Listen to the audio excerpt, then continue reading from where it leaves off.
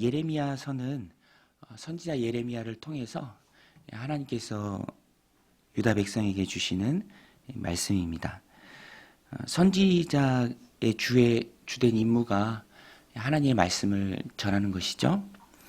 하나님께서 선지자를 세워서 하나님의 백성에게 하신 말씀을 전하실 때 하나님의 백성은 두 가지 선택의 길에 있습니다. 마음을 열고 또 그 말씀을 잘 듣고 또 깨닫고 돌이키는가. 그렇지 않으면 마음도 닫고 귀도 닫고 또 들려오는 그 하나님의 말씀에 대해서 무시하며 나갈 것인가. 너무너무 안타깝게도 유다 백성은 예레미야 선지자를 통해 주신 하나님의 말씀이 너무나도 분명했지만 그 말씀을 듣지 않았습니다. 마음을 닫고 또 귀를 닫았고 깨달아 알기를 원하는 하나님의 마음이 간절했지만 그렇지 못했다라는 것입니다.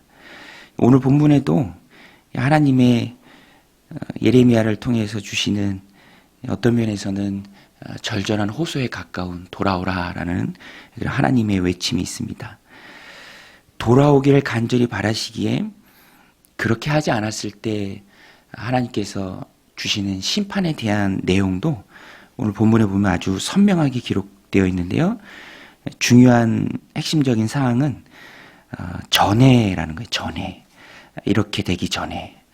이런 고통이 너희에게 임하기 전에 돌이키라, 회개하라, 그 기회를 잃지 말아라.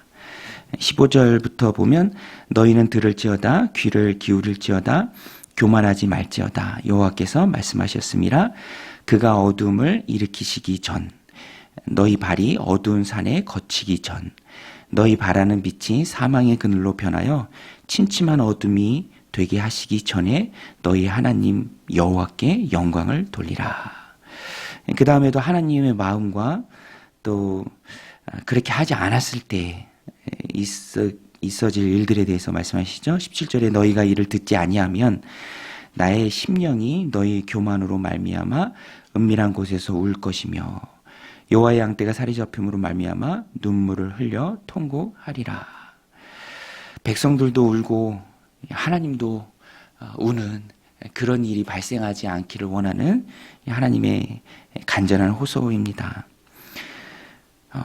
선택의 주도권은 이 말씀을 통해서 알 수 있듯이 하나님이 우리에 대한 권한을 다 가지고 계시지만 우리 편에서 생각할 때는 또한 우리의 선택도 중요합니다. 왜냐하면 선택의 주도권은 백성들에게 있어요.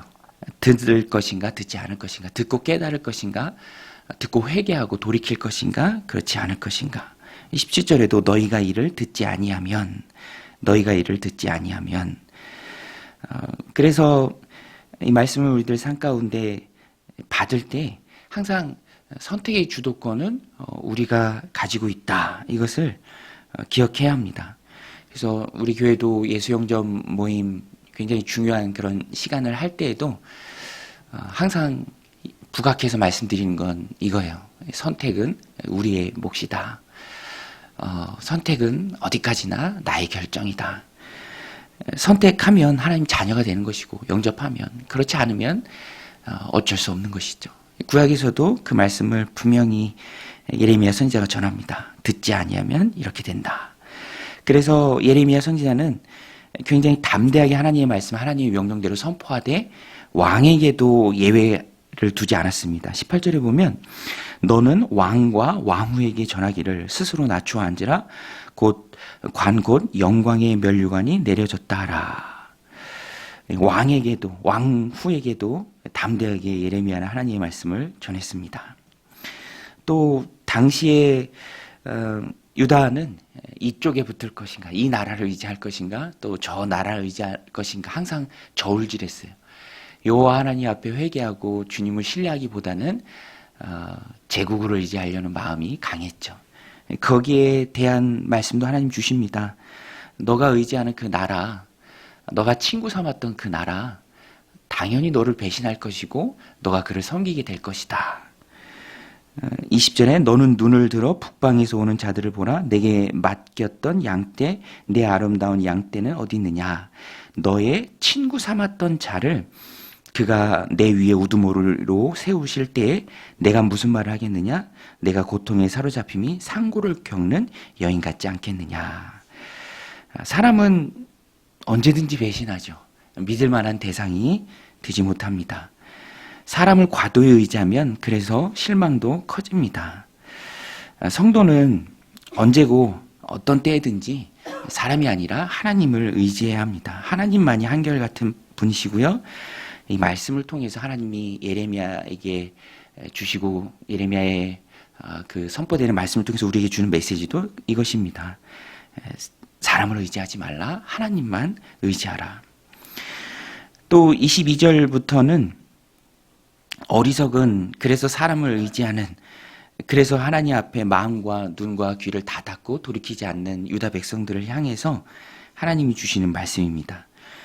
여러분 어리석은 사람들은 스스로 선택했음에도 그래서 그 결과가 주어졌음에도 입으로 마음으로 하는 말인 그거예요. 항상 어찌하여 나한테 이런 일이 그 자기가 선택한 상황임에도 불구하고 그 말을 합니다. 그래서 22절에 보면 내가 마음으로 이르기를 어찌하여 이런 일이 내게 닥쳤는고 하겠느냐.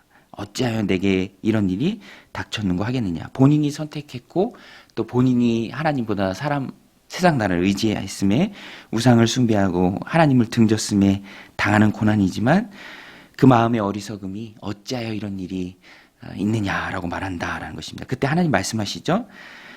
이 말씀이 참 뼈아픈 말씀이에요. 구제불능이다.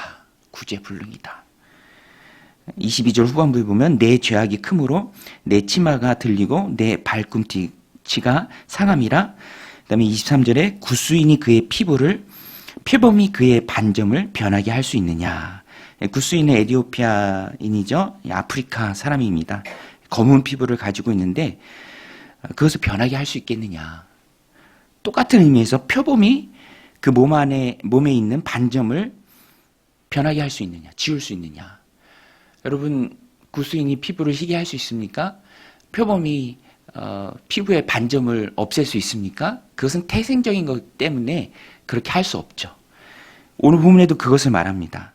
만약에 구스인이 피부를 변하고 표범이 무늬를 지울 수 있다면 할 수 있을진데 악에 익숙한 너희도 선을 행할 수 있으리라. 그러니까 이 말씀은 할 수 있다는 말씀이 아니라 할 수 없다라는 말씀이에요.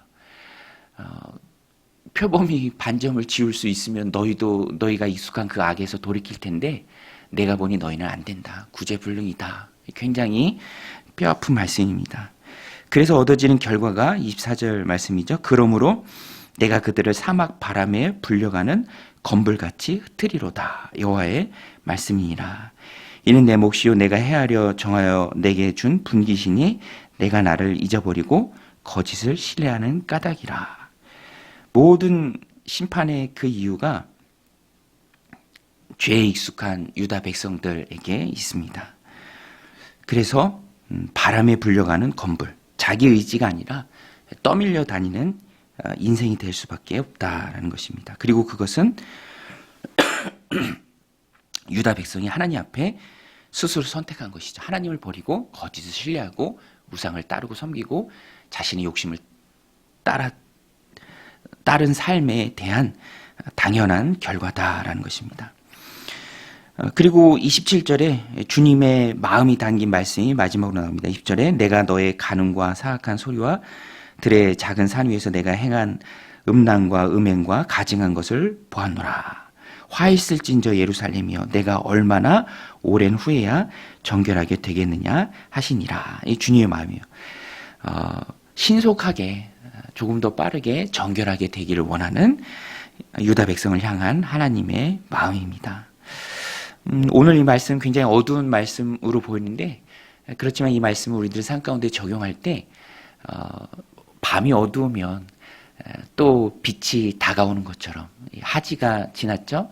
이제 밤이 또 어두워오고 또 어두워오고 어느 정점을 지나면 또 빛이 오는 것을 우리가 기대할 수 있는 것처럼 사람은 연약하고 사람은 죄악에 익숙하고 돌이키기에 더딘 그런 악한 마음을 가지고 있지만 그럼에도 불구하고 하나님의 마음이 우리가 정결해지고 우리가 돌이키는 걸 원하시기 때문에 이 말씀도 마찬가지지만 점점점 하나님이 우리에게 새롭게 주실 그런 새로운 언약에 대한 그런 말씀을 향해서 나아가고 있고요. 오늘 본문도 마찬가지입니다.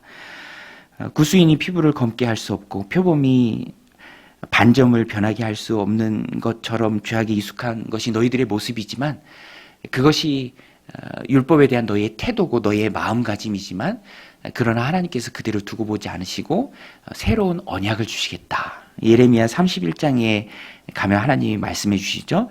돌판에 새긴 율법이 아니라 마음에 새긴 율법, 그것을 너에게 주겠다. 그래서 오늘 우리가 이 말씀을 우리들 삶 가운데 적용할 때 이미 우리는 그 약속의 수혜를 입은 자들입니다. 예수 그리스도께서 우리를 위해 죽으시고 죄값을 치러주시고 우리가 예수님을 영접함으로 말미암아 우리 안에 성령님이 오셨죠. 그래서 우리는 우리 힘으로는 할 수 없으되 성령의 능력으로 할 수 있습니다. 성령의 능력을 힘입어야 합니다. 성령의 열매는 성령의 능력으로 맺을 수 있는 것이죠.